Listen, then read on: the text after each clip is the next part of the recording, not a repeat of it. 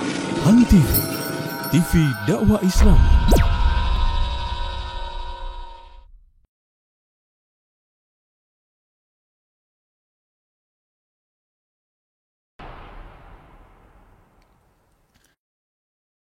Assalamualaikum warahmatullahi wabarakatuh. Alhamdulillahi wassalatu wassalamu ala rasulillah wa ala alihi wa sahbihi ajma'in, amma ba'du.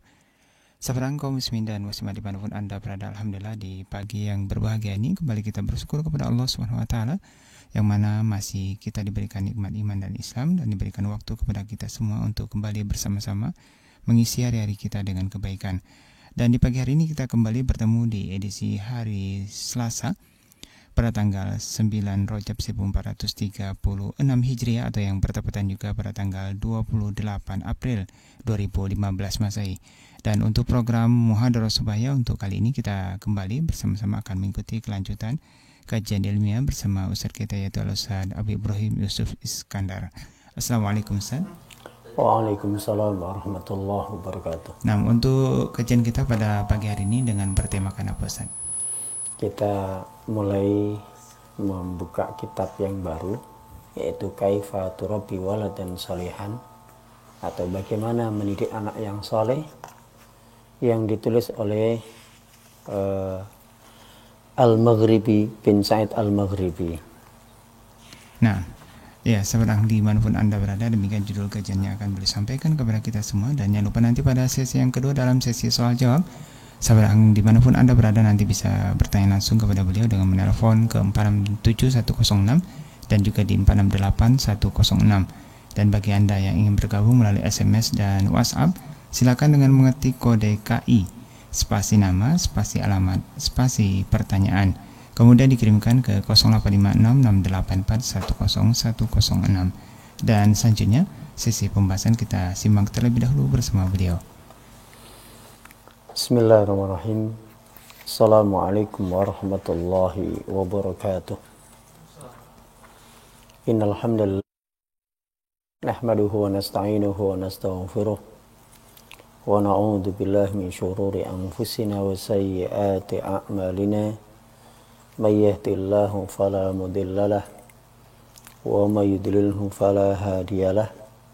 Asyhadu an la ilaha illallah wa asyhadu anna Muhammadan abduhu wa rasuluh. Qala Allah ta'ala fil Qur'anil azim, ya ayyuhalladzina amanu taqullaha haqqa tuqatih wa la tamutunna illa wa antum muslimun. Wa ba'du, para pendengar Radio Hang yang dirahmati Allah Ta'ala serta para pemirsa Hang TV rahimakumullah. Alhamdulillah, kesempatan kali ini Allah SWT pertemukan kita dalam satu acara yang kita harapkan keberkahan di dalamnya. Dan insya Allah kali ini kita akan memulai kitab yang baru,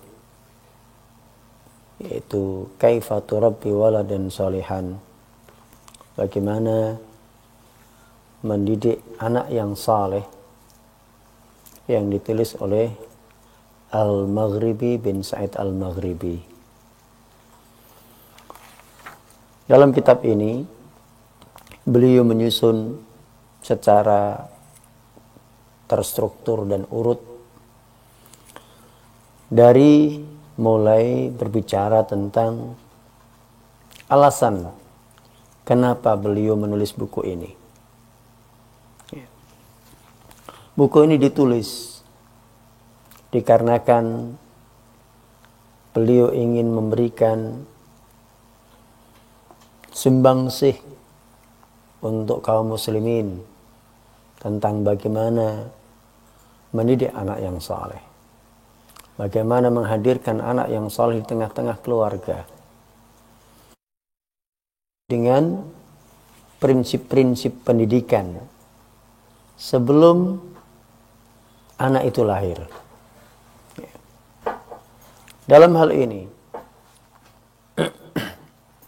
beliau melihat begitu banyak kaum muslimin yang siap menikah, akan tapi tidak siap menjadi ibu atau tidak siap menjadi ayah. Usia menikah begitu cepat, namun seiring dengan usianya yang matang untuk menikah, maka dia tidak memiliki bekal yang cukup untuk menjadi orang tua, menjadi seorang ibu, menjadi seorang ayah. Ketika dia sudah memulai masa kehamilan, maka dia pun sudah mulai dihantui was-was bagaimana nanti merawat anak. Karena memang dia belum membekali diri untuk bagaimana merawat anak, bagaimana mengasuhnya. Maka kebanyakan dari pasangan muda kaum muslimin, begitu mereka akan melahirkan atau di usia ketika dia mau melahirkan, maka dia ingin didampingi oleh orang tuanya. Dia menyandarkan bagaimana pengasuhan anaknya itu kepada ibunya. Yang tidak lain adalah nenek daripada anak yang ada dalam kandungannya. Karena memang belum memiliki dan menyiapkan diri untuk menjadi seorang ibu yang baik. Seiring dengan perkembangan anak, dari hari ke hari, minggu ke minggu, bulan ke bulan, dan tahun ke tahun, dia pun tidak memiliki dan tidak mempersiapkan bagaimana menjadi seorang ibu yang baik. Apa kompetensi dasar yang harus dimiliki oleh seorang ibu dalam mengasuh anaknya? Bagaimana mengasuh yang baik kepada anak? Hal ini semuanya hampir tidak pernah dipersiapkan oleh seorang calon ibu. Demikian juga seorang calon ayah.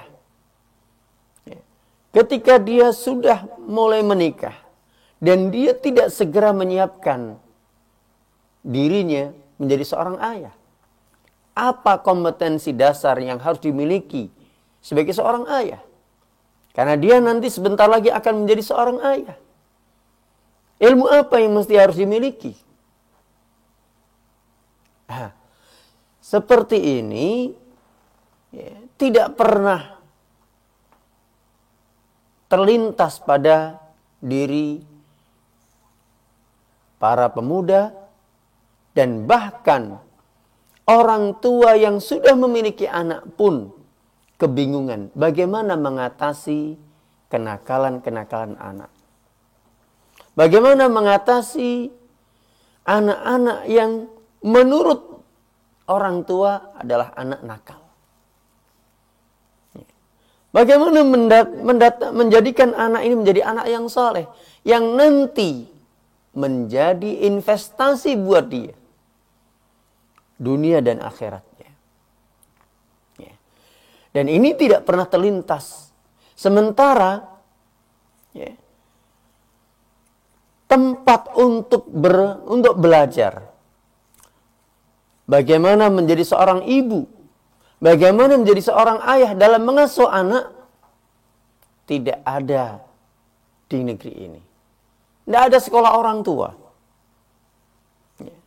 Sekolah yang membekali orang tua untuk mengasuh anak-anaknya. Kemana mereka akan belajar?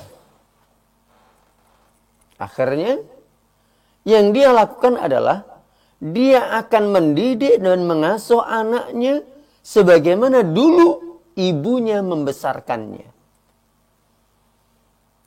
Maka kalau orang tuanya dulu membesarkannya dengan cara kekerasan, dengan cara otoriter, tidak pernah memberikan kesempatan kepada anak untuk mengutarakan pendapatnya,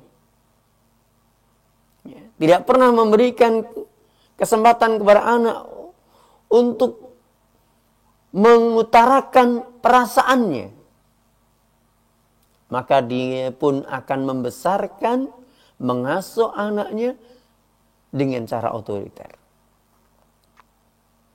Demikian juga, kalau dia dulu dibesarkan oleh orang tuanya dengan cara memanjakannya, ya, memanjakan anak, dan memberikan perlindungan yang lebih, pembelaan yang lebih kepada anak, karena cintanya seorang tua kepada anaknya, maka dia pun akan membesarkan anak sesuai dengan orang tuanya dulu, yaitu dengan cara memanjakannya dan memberikan perlindungan yang berlebihan. Ya. Kalau suami istri memiliki tipe pola asuh yang sama, yang dulu orang tuanya sama-sama, suami istri itu dulu dibesarkan oleh orang tua yang sama-sama otoriter, maka ibu, ya, dan ayahnya dia seiring, setuju membesarkan anaknya dengan cara otoriter. Ataupun sebaliknya, dengan cara memanjakannya. Yang jadi masalah adalah kalau, ya, akan lebih parah lagi kalau ayah dan ibu ini, pasangan ini dibesarkan dengan cara yang berbeda. Ya. Yang satu dibesarkan oleh orang tuanya dengan cara otoriter, yang satu dibesarkan oleh orang tuanya dengan cara dimanjakan. Pola asuh semacam apa yang akan diterapkan untuk anaknya? Suami istri akan saling tidak cocok, akan saling bermusuhan, akan saling cekcok untuk menerapkan pola asuh seperti apa yang akan diterapkan untuk anak. Apakah dalam Islam itu belum ada pola asuh yang benar? Bagaimana mengasuh anak? Bagaimana membesarkannya? Bagaimana mendidiknya? Kemana arah pendidikan anak itu? Lah, hal ini yang harus dijawab oleh kaum muslimin. Bahwasanya ketika kaum muslimin melihat bahwa anak itu adalah sesuatu yang penting dan berharga dalam hidupnya, tentu dia akan membekali diri dengan ilmu tentang pendidikan anak. Dia akan membekali diri. Dia akan lebih fokus mendalami tentang ilmu bagaimana mengasuh anak. Bagaimana memahami tentang kejiwaan anak, psikologi anak. Bukan hanya mendidik dengan copy paste dari orang tua dulu ketika membesarkan dia.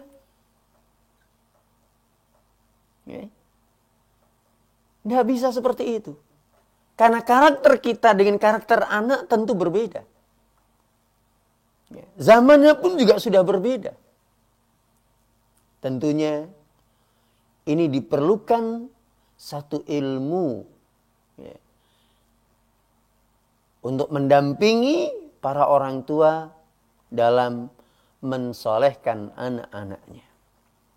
Ya. Di dalam Islam, ya, ilmu tentang pendidikan anak itu juga sudah lengkap. Sudah lengkap. Islam itu adalah agama yang sempurna. Yang mencakup, mengajarkan dari seluruh sisi pendidikan. Seluruh sisi kehidupan. Termasuk dalam masalah mendidik anak.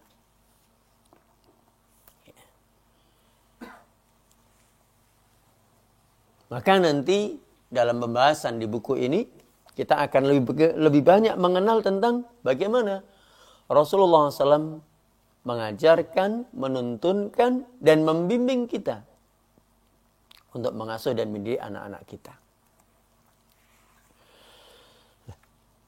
Manhaj Islam adalah konsep yang sempurna, yang mencakup seluruh kebaikan yang dibutuhkan oleh manusia. Baik tentang urusan dunia, agama dan akhirat. Ya. Dari sejak lahir hingga dia kembali kepada Allah SWT. Ya. Manhaj Islam juga memperhatikan soal kejiwaan manusia. Soal kejiwaan manusia. Soal psikologi manusia. Dari berbagai segi dalam segala kondisi. Interaksi. Dan menunaikan kewajiban dan tugas dalam hidupnya. Manhaj Islam sesuai dengan fitrah manusia. Bahkan membimbing dan mewujudkan keseimbangan antara jasad, ya, akal, dan ruh. Sehingga bekerja sama secara baik dan saling menguntungkan. Ketiga-tiganya berjalan. Pendidikan Islam itu harus memaksimalkan potensi jasadnya. Adanya olahraga, ya. Bagaimana perkembangan badannya, jasadnya, itu tumbuh dan berkembang dengan baik. Potensi akalnya, bagaimana akalnya, dia memiliki logika dalam berpikir. Memiliki kemampuan untuk menganalisa dan menyimpulkan. Demikian juga ruh, kejiwaan. Sikap mentalnya. Dia mendapatkan ketenangan, kebahagiaan, ketentraman, kepuasan. Seiring dengan itu, maka pendidikan Islam akan menjawab semua kebutuhan yang dibutuhkan oleh tiga hal tadi. Apa yang dibutuhkan oleh badan, bagaimana badan itu tumbuh dan berkembang dengan baik. Apa yang dibutuhkan oleh akal, bagaimana akal itu tumbuh dan berkembang dengan baik.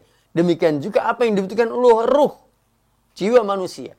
Yang dia akan mendapatkan ketentraman, ketenangan, kebahagiaan.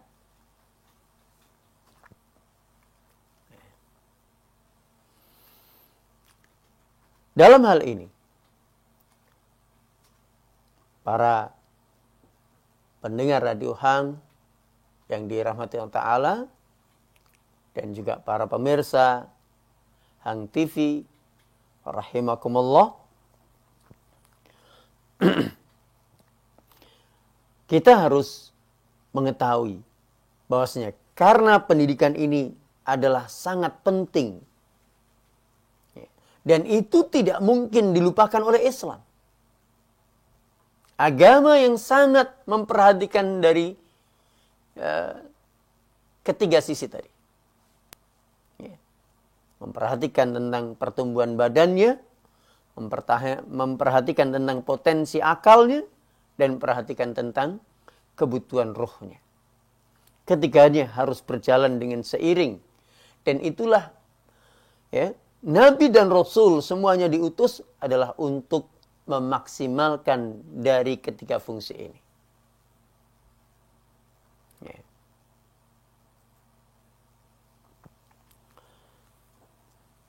Lantas bagaimana mendidik anak sebelum lahir?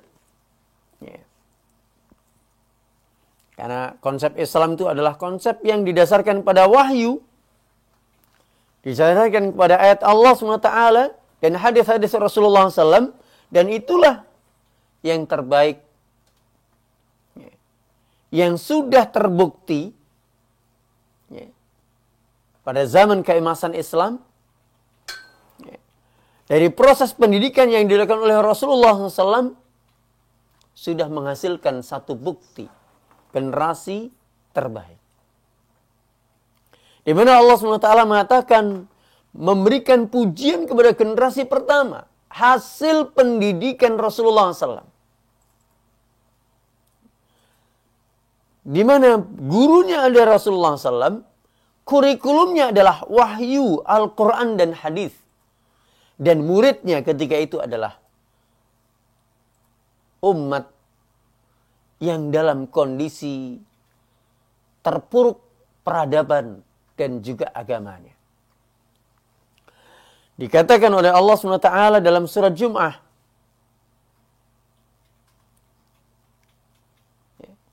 dalam ayat 2, "Walladzi ba'atsa fil ummiyina rasulan minhum yatslu 'alaihim ayatihi wa yuzakkihim wa yu'allimuhumul kitaba wal hikmah wa in kanu min qablu lafi dhalalim mubin." Walladzi ba'atsa fil ummiyin. Dia Allah yang mengutus kepada kaum yang ummi rasulan minhum. Seorang rasul yang dari jenis mereka juga. Kaum yang ummi, kaum yang tidak bisa baca dan tulis. Diutus di tengah mereka. Seorang rasul yang juga ummi. Nggak bisa baca, nggak bisa menulis. Yatlu alaihim ayatihi. Yang rasul itu mengulang ayat-ayat yang ditalkinkan oleh Jibril. Yang ditalkinkan oleh Jibril. Dia ulang, dia bacakan. Dia ajarkan kepada umat yang ummi tadi. Wa yuzakkihim, dan membersihkan penyakit-penyakit hati. Penyakit-penyakit mental yang menghalangi umat tadi dari ketentraman, dari kebahagiaan. Wa yu'allimuhumul kitab wal hikmah, dan mengajarkan kepada mereka Alkitab wal hikmah. Inilah kurikulumnya. Wa in kanu min qablu lafi dhalalim mubin. Yang sebelumnya mereka, sungguh mereka adalah umat yang dhalalim mubin. Umat yang tersesat dengan kesesatan yang nyata. Kita lihat bagaimana peradaban Islam ketika Rasulullah SAW diutus. Sebelum Rasulullah SAW diutus, bagaimana kondisi Arab jahiliyah? Bagaimana kondisi Quraisy?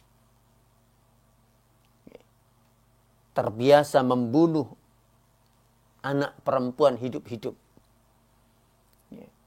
Terbiasa membunuh bayi perempuan begitu dia lahir, istrinya melahirkan seorang bayi perempuan, maka tidak lama dia akan segera membuat lubang dan dicampakkan ke dalam lubang tersebut.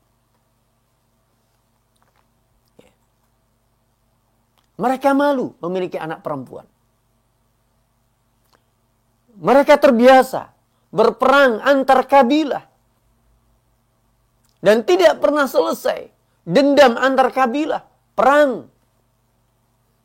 Hanya karena masalah sepele. Masalah yang remeh. Masalah kecil. Demi sebuah kehormatan. Demi sebuah kehormatan jahiliyah. Demi sebuah marwah kabilah. Maka mereka rela untuk membunuh, memerangi kabilah yang lain. Tidak peduli. Dan itu terus antar kabilah. Nyawa tidak begitu berharga di mata mereka. Terbiasa menumpahkan darah, merampas harta, merampas para rombongan kabilah dagang. Merampok, membegal. Mereka pun tidak menghormati kehormatan wanita. Tidak mendudukkan harkat martabat wanita dengan kedudukan yang sepantasnya. Mereka hidup dengan cara riba. Membungakan uang. Menggandakan uang dengan uang.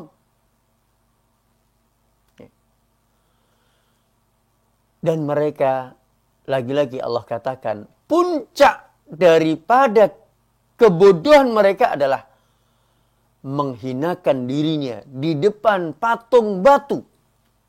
Di depan patung yang mereka buat sendiri. Mereka menyembah kepada patung-patung yang bisu, yang tuli, yang buta. Itulah puncak daripada kebodohan. Maka dikatakan zaman jahiliyah. Zaman jahiliyah. Kenapa? Disitulah dia puncak kebodohannya. Akalnya tidak mendapatkan porsi yang cukup. Nggak bisa menganalisa. Nggak bisa melihat mana yang benar, mana yang salah. Dia tidak tahu dan tidak bisa membedakan mana air yang bening dan air yang keruh. Dia tidak bisa membedakan mana yang hitam dan mana yang putih. Mana yang lurus dan mana yang bengkok. Karena ketika akal itu berhadapan dengan khurafat, dengan kesyirikan, maka akalnya lumpuh. Akalnya lumpuh. Ketika akal itu mengikuti nafsu, maka akalnya akan lumpuh. Disinilah peran akalnya. Disinilah datang kehadiran Rasulullah SAW untuk menghabis dan mengikis semua noda-noda jahiliyah yang melumpuhkan akal manusia. Membangun kembali potensi akal manusia. Menghidupkan kembali kincir-kincir otak manusia. Yang awalnya dia tidak bisa membedakan mana yang baik, mana yang buruk. Diajarkan.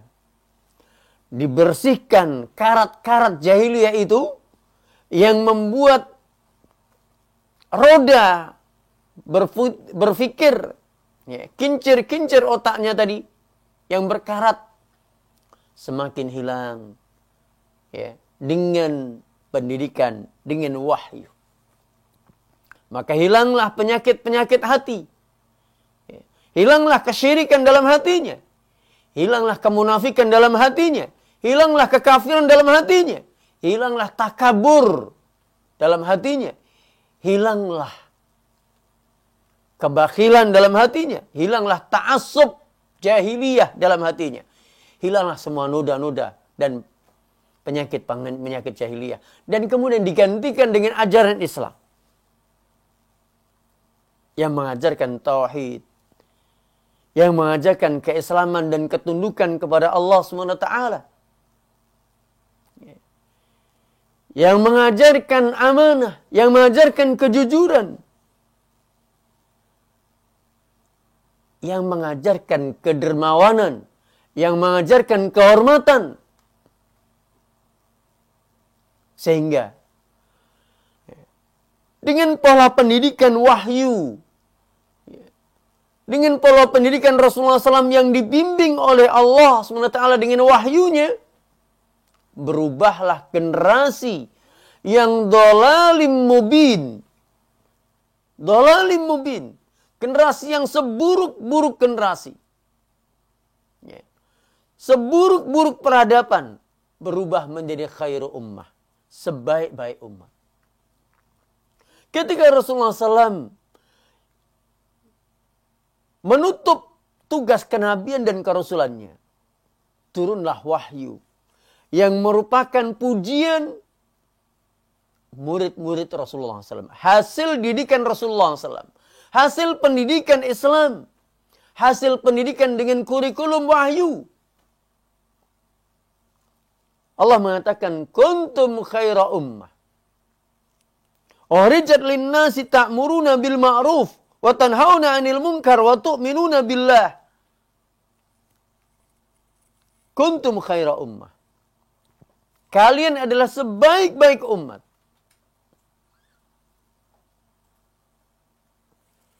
Ukhrijat linnasi ta'muruna bil ma'ruf, yang memang dikeluarkan di tengah-tengah manusia. Karena kalian memerintahkan yang ma'ruf, memerintahkan yang baik. Wa tanhauna 'anil munkar, dan karena kalian mencegah dari semua kemungkaran, kemaksiatan serta kerusakan. Wa tu'minuna billah, Itu semuanya dikarenakan iman kalian kepada Allah SWT. Walau amana ahlul kitab lakana khairan lahum. Sekiranya ahlul kitab, Yahudi dan Nasrani beriman sebagaimana kalian beriman, tentulah itu menjadi kebaikan buat mereka. Minhumul mu'minuna wa aktsaruhumul fasiqun. Sebagian mereka, ahli kitab itu, mereka beriman, dia masuk Islam, akan tapi kebanyakan mereka adalah fasiqun. Orang-orang fasik yang tetap dalam agamanya. Lihat dalam ayat ini, dalam surat Ali Imran ayat 110. Allah memberikan pujian. Memberikan pujian. Ya. Kepada murid Rasulullah SAW. Orang yang langsung dididik oleh Rasulullah, yaitu para sahabat. Yang mereka sebelumnya disifati oleh Allah SWT sebagai dhalalim mubin, seburuk-buruk umat, ya, sesesat-sesatnya umat, sejelek-jeleknya peradaban yang mereka punya, tapi dengan sibghah, dengan celupan dakwah Islam, dengan cara pendidikan Islam yang dilakukan oleh Rasulullah SAW, dengan kurikulum wahyu Al-Quran dan Sunnah, berubah dalam waktu 23 tahun. Dalam waktu 23 tahun. Sejarah peradaban manusia menyaksikan sebagai umat yang terbaik. Sebagai generasi terbaik. Dan itu adalah pujian dari Allah SWT sendiri. Tidak ada umat yang sebelumnya sebaik umat Rasulullah SAW. Sebaik generasi pertama Islam. Di mana Allah SWT memberikan pujian. Kuntum khaira ummah. Ayat ini turun di tengah-tengah para sahabat. Kalian adalah sebaik-baik umat. Subhanallah. Kalian adalah sebaik-baik umat. Inilah hasil pendidikan Islam. Inilah hasil pendidikan dengan kurikulum wahyu. Inilah hasil pendidikan Rasulullah Sallallahu Alaihi Wasallam dengan bimbingan dan thariqah yang diajarkan Rasulullah yang diajarkan oleh Allah SWT.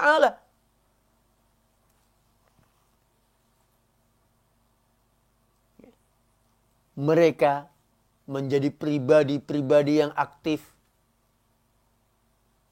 menebarkan dakwah. Mereka menjadi orang-orang yang rakus dengan kebaikan. Rakus untuk mendapatkan pahala-pahala yang melimpah. Rakus untuk mencari keridhaan Allah SWT dengan amar ma'ruf nahi mungkar.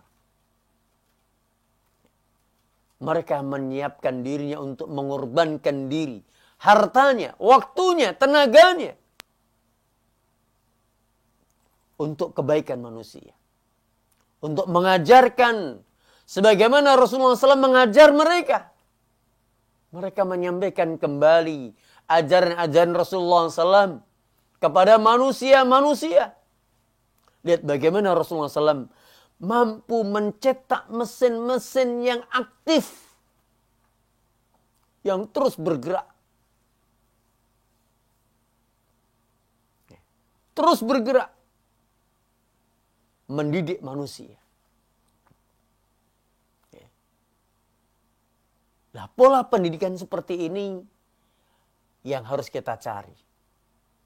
Yang kaum muslimin harus menggali kembali, membaca kembali bagaimana pola-pola pendidikan Rasulullah SAW. Sehingga melahirkan pribadi-pribadi yang aktif, yang mengubah dunia. Yang mengubah dunia, yang menerangi dunia. Pribadi yang memiliki prinsip yang kokoh di atas prinsip Islam. Yang mengubah dunia, mewarnai dunia dengan kalimat tauhid ke seluruh penjuru dunia. misi hidup mereka bagaimana mengibarkan panji-panji tauhid di setiap penjuru dunia. Masya Allah. Ya. Yang hari ini justru berbeda. Kaum muslimin hanya menjadi pengikut. Meniru-meniru. Mencontoh orang-orang di luar agamanya. Ya. Mencontoh ahli kitab. Meniru Yahudi dan Nasrani. Dalam pola pikirnya. Kaum muslimin hari ini bukan merubah dunia, akan tapi diubah oleh dunia. Bukan merubah lingkungan, akan tapi dia yang dirubah oleh lingkungannya. Lihatlah kaum muslimin sekarang ini. Semua para orang tua sudah kebingungan. Karena rusaknya lingkungan di sekitarnya. Ketika anaknya sudah mulai menginjak remaja, sudah bingung bagaimana anak saya. Lingkungan sudah seperti ini. Anak-anak remaja sudah melakukan kerusakan yang luar biasa. Menghantui jiwa-jiwa orang tua yang masih memiliki iman. Kenapa? Pola pendidikan yang salah. Tidak melahirkan pribadi yang aktif, mengubah, mewarnai lingkungan. Tidak melahirkan satu pribadi yang memiliki prinsip yang kokoh seperti batu karang. Akan tapi sekarang ini pola pendidikan, karena pola pendidikan ini tidak mengadopsi kepada pendidikan Islam, sehingga lahirlah generasi-generasi yang memiliki mental yang keropos. Dia hanya mengikut.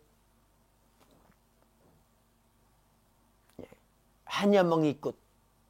Namanya mengikut berarti ada yang diikuti. Siapa yang diikuti? Al-Yahud wan Nasara. Yahudi dan Nasrani. Sementara mereka akan terus berupaya untuk menjadikan kaum muslimin sebagai pengikutnya. Kaum muslim mengikuti pola-pola hidup, pola pikir, pola hidup, pola kata, pola laku dalam kehidupannya. Allah mengatakan walan tarda ankal yahudu walan nasara hatta tattabi'a millatahum. Kamu tidak akan, orang Yahudi dan Nasrani tidak akan pernah ridho kepada kalian sehingga kalian mengikuti millah mereka. Kalian mengikuti pola pikir mereka. Cara hidup mereka.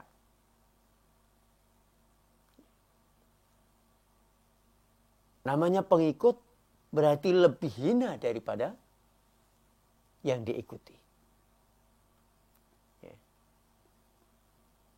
Namanya pengikut, dia akan mengagungkan orang yang diikuti. Akan mengagungkan orang yang diikuti. Siapa? Dia akan mengagungkan Yahudi dan Nasrani. Dia akan mengagung-agungkan kehebatan penemuan Yahudi dan Nasrani. Selama kaum muslimin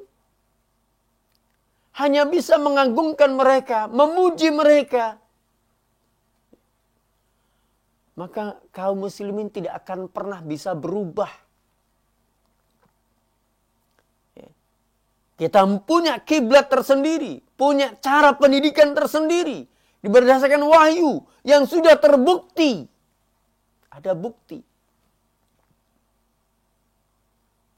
Ada bukti dalam sejarah. Bahkan Rasulullah SAW pun memberikan bukti, memberikan pujian. Khairun nasi qarni. Thumma alladhina yalunahum. Thumma alladhina yalunahum. Sebaik-baik generasi adalah generasiku. Kemudian setelahnya. Kemudian setelahnya. Setelah para sahabat adalah para tabi'in. Para tabi'ut tabi'in. Lah, seperti ini, kita harus memahami bahwa di dalam masalah pendidikan pun kita jangan berkiblat kepada mereka. Jangan berkiblat kepada mereka. Karena kita memiliki panduan dalam hidup. Yaitu Al-Quran dan Sunnah. Itu yang dibawa oleh Rasulullah SAW. Itulah mestinya kurikulum yang harus diterapkan oleh setiap orang tua di depan anak-anaknya. Al-Quran wa Sunnah. Oleh karena itu, para da'i, para guru, para orang tua harus lebih mendalami lagi. Bagaimana konsep-konsep pendidikan yang diajarkan oleh Rasulullah SAW. Karena dengan wahyu itu,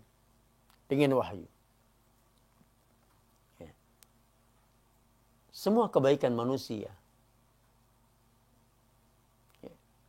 akan dia dapatkan. Dan kunci kebaikan manusia, kunci kebaikan anak kita, adalah dengan mengajarkan agama. Dengan mengajarkan wahyu kepada mereka. Bukankah Rasulullah SAW mengatakan, Man yuridillahu bi khairan yufaqihu fiddin. Siapa yang Allah kehendaki kebaikan, maka Allah akan pahamkan agama. Kunci daripada kebaikan anak kita, kunci daripada kebaikan anak manusia, hanya dengan memahamkan agama kepada manusia, kepada anak kita. Selama pendidikan kita mengesampingkan agama, bahkan menduduki agama itu adalah nomor terakhir, sambil lalu saja, bukan yang utama dalam pendidikan, bukan yang pertama dalam pendidikan, maka kita akan melahirkan orang-orang yang mereka mungkin cerdas, akan tapi hatinya adalah hati serigala, hati hewan.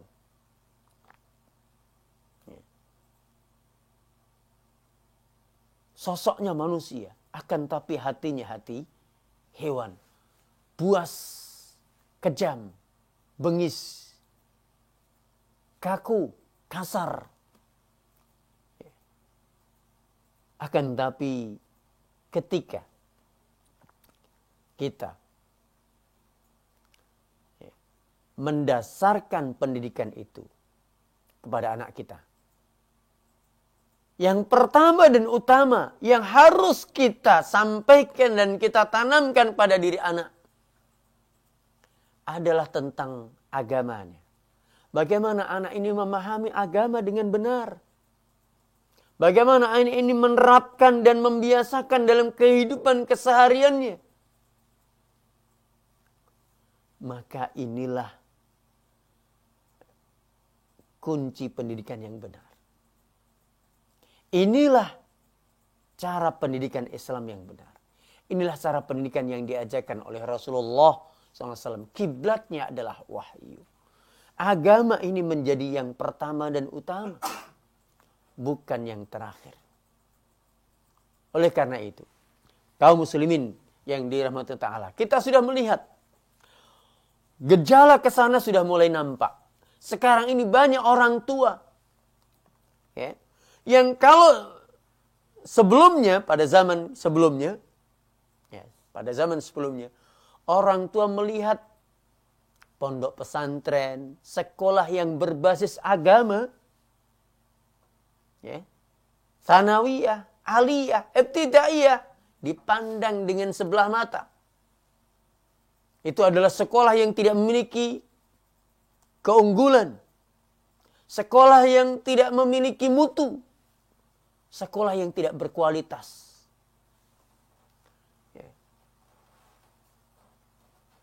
Tapi sekarang, ketika pendidikan sekuler itu tidak mampu menjawab, memperbaiki akhlak dan norma anak-anak manusia, maka akhirnya mereka sekarang menjadikan pendidikan yang berbasis agama menjadi pilihan yang pertama dan utama dulu.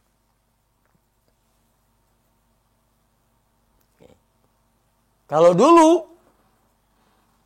orang tua ketika sudah bingung, gak bisa memperbaiki dan mendidik anaknya, dia sudah bingung dengan kenakalan anaknya yang di luar batas, dan dia sudah putus asa bagaimana memperbaiki anak, maka dia datang pada kiai. Pak Kiai, saya titip pada anak saya supaya dia jadi anak yang baik. Yang sebelumnya dia memiliki persepsi pesantren, pondok ataupun sekolah yang berbasis agama, sesuatu yang tidak memiliki kualitas. Ya, adalah nomor sekian. Benar. Nomor terakhir. Jadi pilihan terakhir setelah anaknya rusak, baru titipkan pada Pak Kiai. Baru titipkan kepada seorang ustaz. Sekarang juga masih seperti itu. Masih banyak orang tua seperti itu. Ya.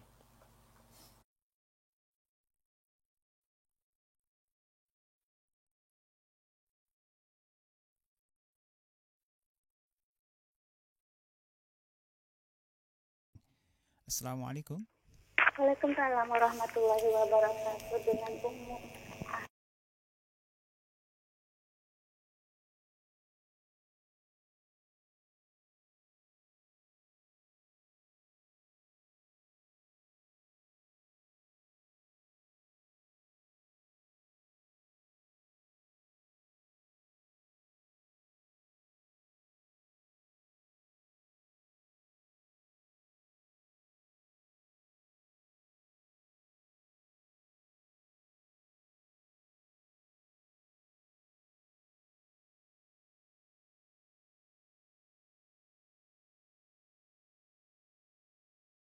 Kita kami ini ingin menuju surga, disekolahkan di Imam Syafi'i, terlalu berlebihan Ustadz. Dan orang tua yang bilang kayak gitu juga Ustadz.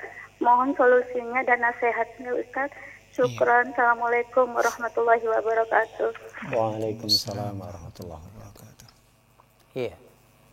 Ummu Najwa di Batam Center memberikan pendidikan yang terbaik adalah merupakan kewajiban orang tua kepada anak. Bahkan ini adalah hak anak kepada orang tua. Hak anak atas orang tua adalah mendapatkan pendidikan yang baik. Mana khala walidun waladahu khairun min adabin hasanin. Tidak ada pemberian orang tua yang lebih berharga bagi anaknya dari pendidikan yang baik. Maka orang tua harus memilihkan sekolah yang terbaik. Dalam hal ini, sekolah yang terbaik itu yang seperti apa? Tentunya sekolah itu dikatakan baik bukan karena gedungnya yang megah, bukan karena fasilitasnya yang lengkap, akan tapi dipenuhi oleh guru-guru yang soleh dan solihah, guru-guru yang punya tanggung jawab dan sadar akan tanggung jawabnya. Bahasanya disitulah dia mendapatkan kebaikan dunia dan akhirat dengan mendidik, dengan mengajar. Dia punya rasa tanggung jawab dalam mendidik dan mengajar anak. Dia punya himmah yang tinggi untuk menyiapkan generasi bangsa yang siap mengemban kejayaan Islam. Yang dia punya kesadaran bahwasanya inilah amal jariahnya. dengan mendidik anak-anak kaum muslimin. Nah, ketika guru-gurunya seperti ini, maka itulah sekolah yang terbaik. Ya. Jadi orang tua yang memilihkan sekolah jangan hanya berdasarkan dari sisi biaya. Ya. Oh, pilih yang gratis. Jangan dari satu sisi dia memilihkan untuk anak, tapi lihat, ya, lihat pada guru-gurunya. Apakah gurunya memiliki tanggung jawab dalam mendidik atau tidak? Apakah gurunya memiliki pemahaman yang cukup tentang agama atau tidak? Apakah gurunya memiliki semangat untuk berjihad di dunia pendidikan atau tidak? Itu yang harus dipilih. Nah, ketika seorang tua mengharapkan inilah yang terbaik menurut saya untuk anak saya, ya, tentunya kalau ini swasta berbiaya, ya, tidak gratis seperti negeri, dan berbiaya pun supaya gurunya dia fokus dan bekerja dengan maksimal, tentu harus sejahtera. Kalau sejahtera berarti harus berbiaya, dan inilah yang masih, ya, menjadi PR bagi kaum muslimin, bagaimana pendidikan seperti ini bisa dinikmati oleh semua kalangan. Ya. Tentunya para agniya yang harus berpikir tentang masalah bagaimana meringankan biaya sekolah-sekolah Islam, ya, agar bermanfaat lebih luas lagi. Ketika orang tua mengharapkan agar anaknya nanti menjadi anak yang saleh, yang semuanya menapaki pintu surga bersama dengan orang tuanya, ini bukan hal yang berlebihan. Akan tetapi perlu dipahami oleh para orang tua bahwasanya ketika orang tua sudah memilihkan sekolah yang menurut dia sudah baik, guru-gurunya adalah guru yang bertanggung jawab, ini tidak serta-merta lepas tangan, ya, percaya 100%. Tidak, tetap dia harus melakukan kontrol, melihat bagaimana perkembangan anaknya di pondok pesantren, perkembangan anaknya di sekolah. Dia bertanya dan bekerja sama terus bersama gurunya, memantau terus bagaimana perkembangan anaknya. Karena tidak sedikit anak-anak yang dititipkan, disekolahkan di pondok pesantren karena orang tuanya sudah husnudon, percaya bulat 100%, sehingga tidak pernah mengontrol bagaimana pendidikan, perkembangan anaknya. Ya, apalagi jaraknya jauh di luar Batam, kontrol itu begitu kecil dan jarang dilakukan. Sehingga ketika anaknya melakukan pelanggaran, ya, di luar batas kewajaran, karena keterbatasan kontrol dari pihak pondok dan guru-gurunya, karena begitu banyak ribuan santri yang belajar di situ, sehingga tidak terkontrol dengan baik, akhirnya orang tua kecewa, kaget. Ini jangan sampai terjadi. Sehingga antara harapan dengan kenyataan berbeda.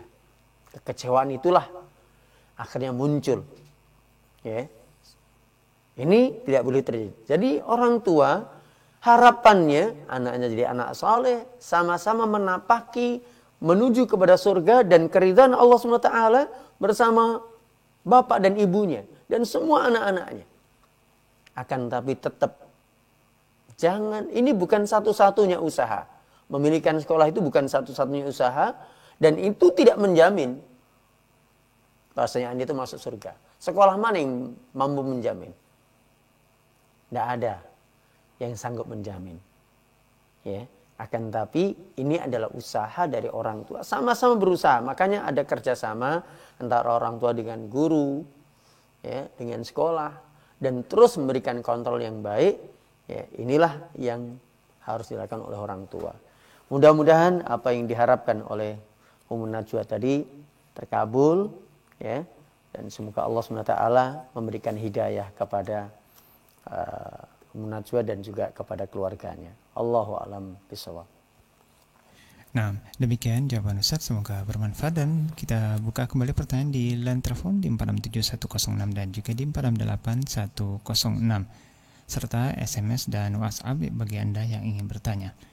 Dari SMS lain kami bacakan dari Jana di Batam Center. Boleh bertanya, Ustaz, bagaimana agar anak tidak jenuh namun tetap menikmati dunianya sebagai anak-anak, tetapi anak tetap bisa mengajarkan hafalan-hafalan Al-Quran, surat-surat pendek, dan usia 2 tahun Alhamdulillah sudah hafal 9 surat. Bisa diulangi, kurang jelas. Iya, Ustaz, bagaimana agar anak tidak jenuh namun tetap menikmati dunianya sebagai anak-anak? Ana sudah mengajarkan dan sudah mengajarkan hafalan surat-surat pendek, Ustaz, dan usia anak-anak berumur 2 tahun dan sudah hafal 9 surat, dan juga doa makan, doa tidur, dan doa-doa yang lainnya seperti rukun iman dan rukun Islam dan sebagainya. Dan tapi kalau dia lagi bermain, Ustaz, itu bergembira, cuman agar tidak kelihatan memaksa, ini bagaimana, Ustaz, di dalam mengajari anak-anak, Ustaz? Baik. Bismillah, wassalatu wassalam.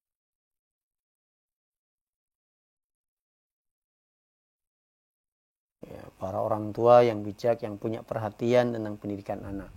Ini saya melihat ini orang tua sangat memiliki perhatian yang besar tentang pendidikan anaknya.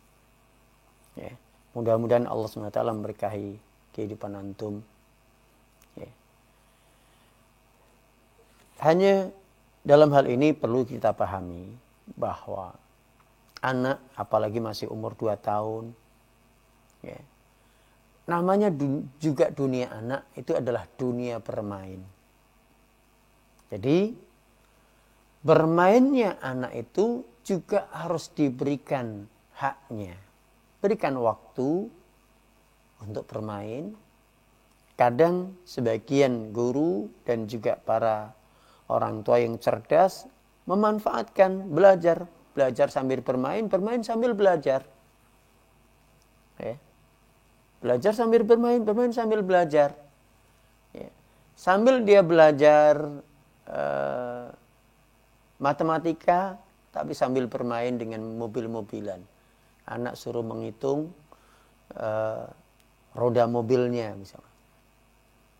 Ya. Ini bermain sambil belajar. Tanpa disadari oleh anak, dia sedang belajar. Ya. Dan tanpa disadari oleh anak didik, anak sedang dibawa kepada pelajaran tertentu. Nah, ini keterampilan dari para orang tua dan juga para guru untuk mengajarkan kepada anak sambil bermain, bermain sambil belajar. Tentunya untuk tahfiz tidak bisa seperti itu. Ada yang bisa membuat anak senang, ya.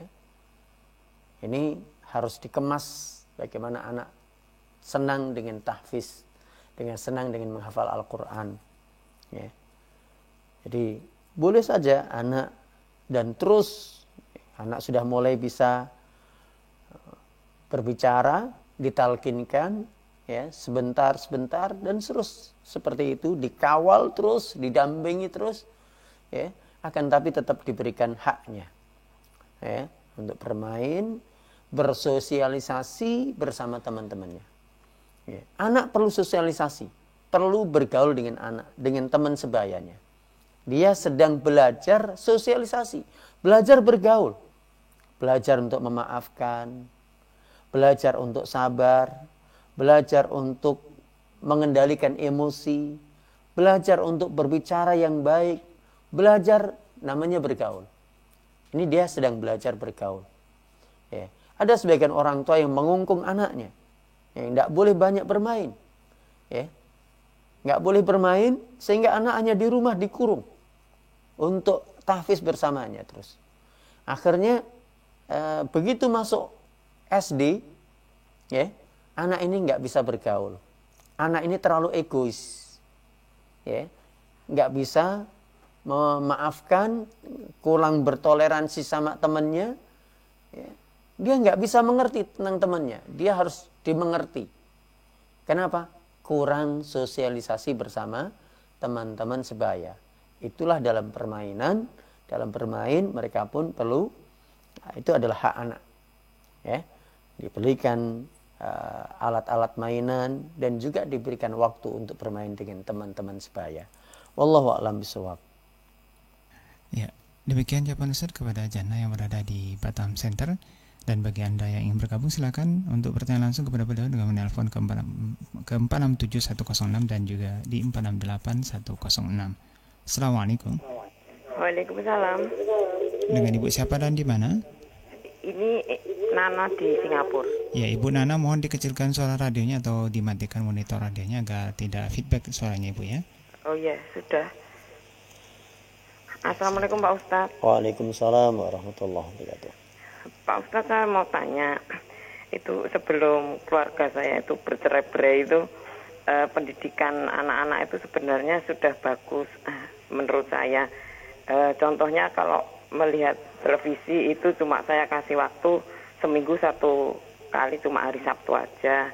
Terus untuk sholat jamaah gitu sudah rutin maghrib gitu sama keluarga. Iya. Tapi yang saya tanyakan kan dulu tuh saya ibadah saya itu cuma menganggap sebagai kewajiban gitu, belum masuk banget ke hati gitu loh. Terus saya itu kan dulu sukanya pinjem di rentenir itu. Nah, terus berjalannya waktu kan, terus keluarga saya jadi tidak karuan kan, saya bercerai akhirnya. Yang saya tanyakan, apakah perceraian itu lantaran saya belum bisa memasukkan ibadah saya sepenuhnya, atau saya masih jalan saya belum bagus gitu, apa ini ujian dari Allah? Dan tapi alhamdulillah dari perceraian ini ya saya dapat hikmahnya sedikit, saya bisa melakukan ibadah lebih baik lagi, lebih dekat sama Allah lagi. Yeah. Gitu. Gimana seterusnya ke depan gitu, saya kepinginnya juga baik-baik sama anak gitu, kembali ke pendidikan yang baik gitu. Iya. Anak sekarang sama siapa, Ibu? Itu sama bapaknya. Sama bapak. Ya, tapi hubungannya saya sama anak-anak masih bagus. Terus ini untuk ke depannya kan saya bilang sama anak saya, Bapak sudah menikah lagi? Belum, masih nunggu saya itu. Terus kan saya untuk ke depannya kan saya kepengen anak-anak saya itu ya bisa dekat lagi sama saya. Terus ya sekarang kita lomba hafalan Al-Quran gitu. Saya di sini juga insya Allah saya bisa itu ngapalkan Al-Quran yang 30 juz itu loh. Itu terus anak saya juga di rumah saya kasih guru ngaji gitu, biar motivasi anak gitu. Betul apa salah? Itu aja. Terima kasih. Assalamualaikum. Waalaikumsalam warahmatullahi wabarakatuh.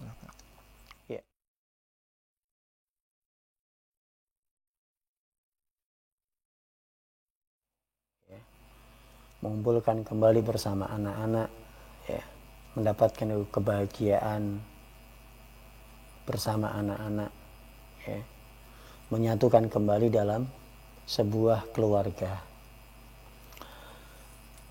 Yang perlu dipahami bahwasanya perceraian karena ini sesuatu yang sudah terjadi, sesuatu yang sudah terjadi, berarti adalah sudah ditakdirkan. Maka kita harus terima. Kita harus terima, ya. Kemudian kita harus mengambil hikmah. Apa hikmah di balik ini? Apa pelajaran yang bisa saya ambil dari perceraian ini sehingga saya semakin baik? Karena ada pelajaran. Ada pepatah mengatakan pengalaman itu adalah guru yang terbaik. Sekalipun pengalaman itu harus ditebus dengan harga yang mahal, yaitu sebuah perceraian, pisahnya seorang ibu dengan anak, ya, dengan suami, ya. Ini tentu bukan sesuatu yang remeh. Lah, barangkali seperti yang ibu sudah mengambil kesimpulan, mungkin ya, karena masih dalam masa jahiliyah, ya, suka pinjam rentenir dan seterusnya. Ya, sikap-sikap yang seperti ini yang mungkin harus dirubah. Ya, sehingga Allah SWT kurang memberkahi dan merahmati keluarga yang sering dan senang memakan riba dan meribakan. Ya, atau memberikan riba. Ya. Nah, dalam masalah ini tentunya sebagai seorang muslimah, ya, dengan ada salah satu hikmahnya dengan ibu mungkin ke Singapura, akhirnya ibu mendapatkan petunjuk, mendapatkan jalan yang terang, mengenal radio Hang ini sebagai pemandu dalam beragama, ya. Ibu mendapatkan hidayah, ya. Dan sekiranya bisa bersatu kembali, kenapa tidak? Ya. Bisa bersatu kembali dengan suaminya bersama anak-anak, karena anak-anak sudah bersama bapaknya, ya. Dan bapaknya masih menunggu, masih membuka pintu. Kenapa tidak kembali ya seperti dulu? Ya, tentunya setelah melalui, karena ini sudah lewat dari masa iddah, maka harus dengan mahar baru, dengan akad baru, sebagaimana dulu menikah. Ya. Dan tentunya dari peristiwa ini harus diambil pelajaran untuk semuanya, untuk suami, untuk istri, untuk anak. Tentunya anak yang paling merasakan dampak dari sebuah perceraian. Ya. Dia dibesarkan dalam satu keluarga yang timpang. Ya, dia bersama bapak, tapi tidak ada sentuhan dari ibu. Ada dia anak itu bersama ibu, tapi tidak ada sentuhan dari bapak. Dia tidak bisa belajar ketegasan dari seorang ayah, nggak belajar kebijaksanaan dari seorang ayah. Kalau anak mengikuti ayahnya, dia hanya belajar ketegasan dan kebijaksanaan. Dia tidak belajar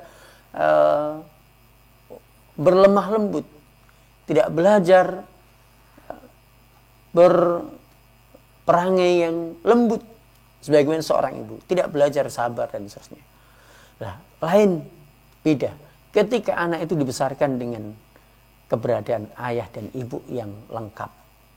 Satu sisi dia belajar kesabaran, belajar kelembutan dengan ibunya, dari ibunya, dia belajar ketegasan dan kebijaksanaan dengan dari ayahnya.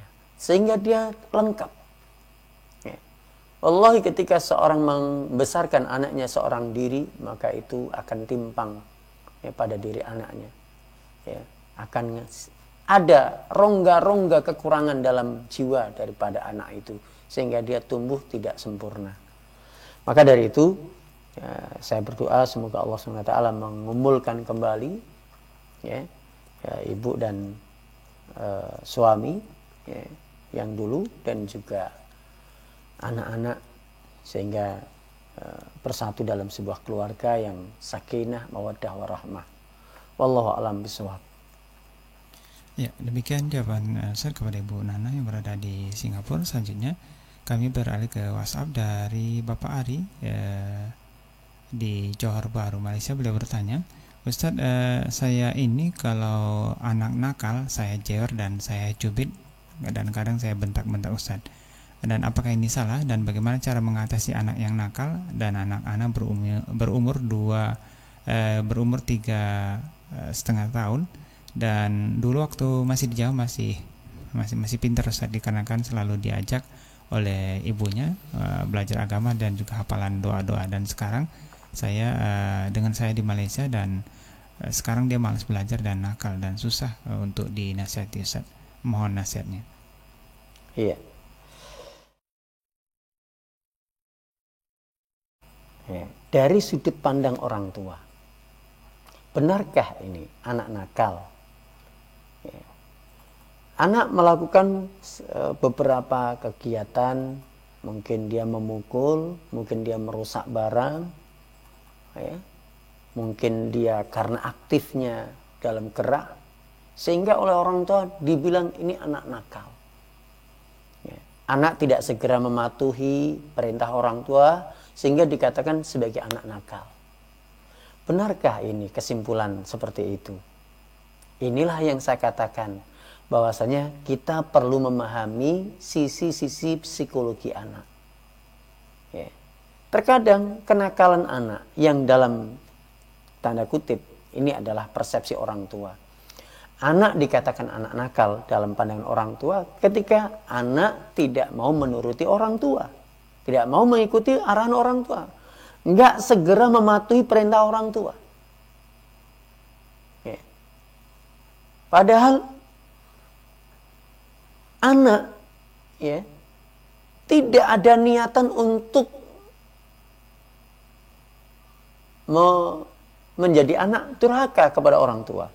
Anak tidak ada niatan untuk melawan orang tua. Anak tidak ada niat untuk membuat orang tua sedih, membuat orang tua marah. Hanya barangkali cara orang tua dalam memerintah, ya, itu yang tidak pas pada situasi dan kondisi anak. Ya, intonasi orang tua ke anak tidak berkenan.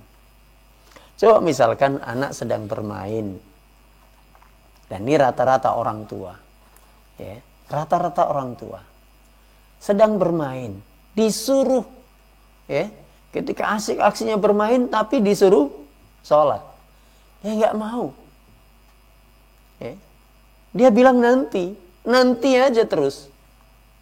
Dibilang anak nakal seperti ini, jangan cepat untuk menghukumi anak.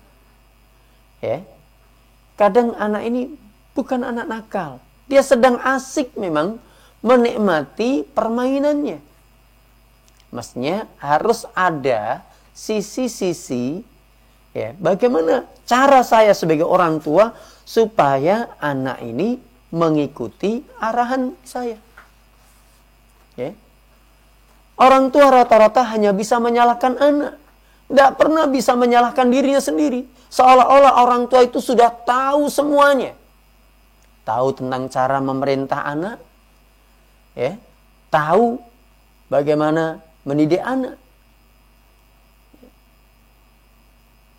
Cobalah orang tua, kalau anak sedang, bahkan bukan orang tua, seorang istri yang sedang asik nonton sinetron,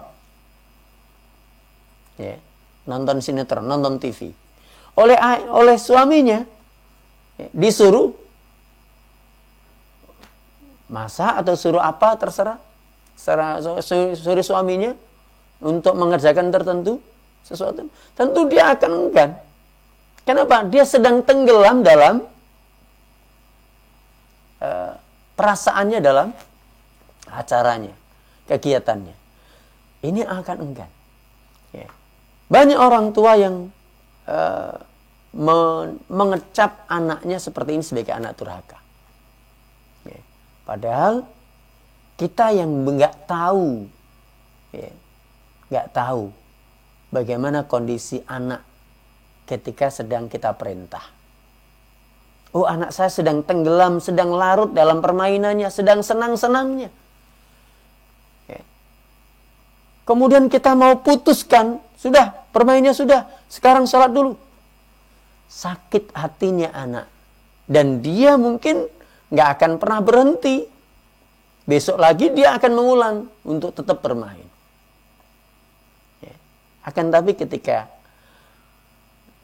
orang tuanya ikut larut dulu, menunjukkan simpati dulu, senangnya orang tua kepada anak.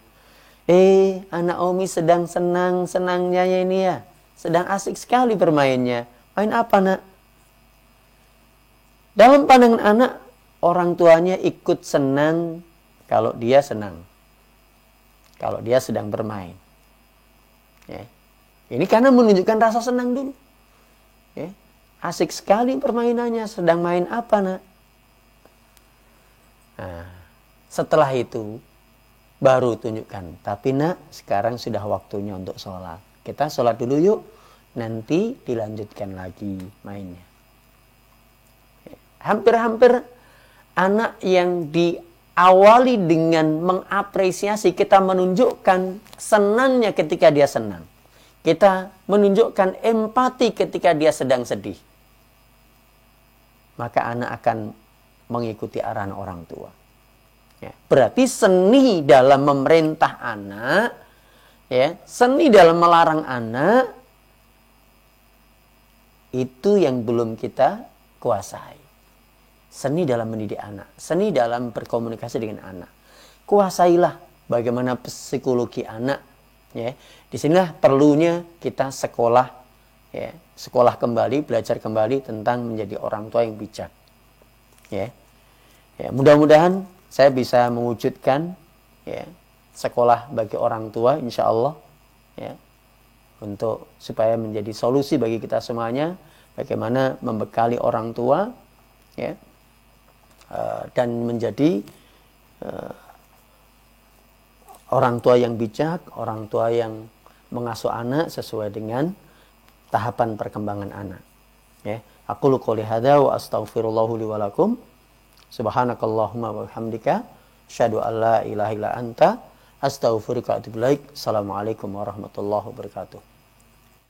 Waalaikumsalam warahmatullahi wabarakatuh. Jazakallahu khairan kepada Al-Ustaz Abu Ibrahim Yusuf Iskandar yang sudah meluangkan waktunya kepada kita semua pada pagi hari ini dalam kajian, yaitu bagaimana mendidik anak menjadi anak yang soleh. Dan terima kasih atas kebersamaan Anda yang sudah bergabung bersama kami di line telepon dan juga melalui SMS online. Dan mohon maaf sebagian yang masuk pertanyaan dari SMS dan WhatsApp yang belum bisa kami ajukan. Kami mohon maaf karena waktu yang terbatas bagi kita, dan semoga insyaallah ta'ala pada pertemuan berikutnya Antum bisa kembali bergabung dan bertanya langsung kepada beliau. Dan kami yang bertugas mohon pamit dan undur diri, dan tetaplah bersama kami untuk mengikuti program-program kami yang selanjutnya.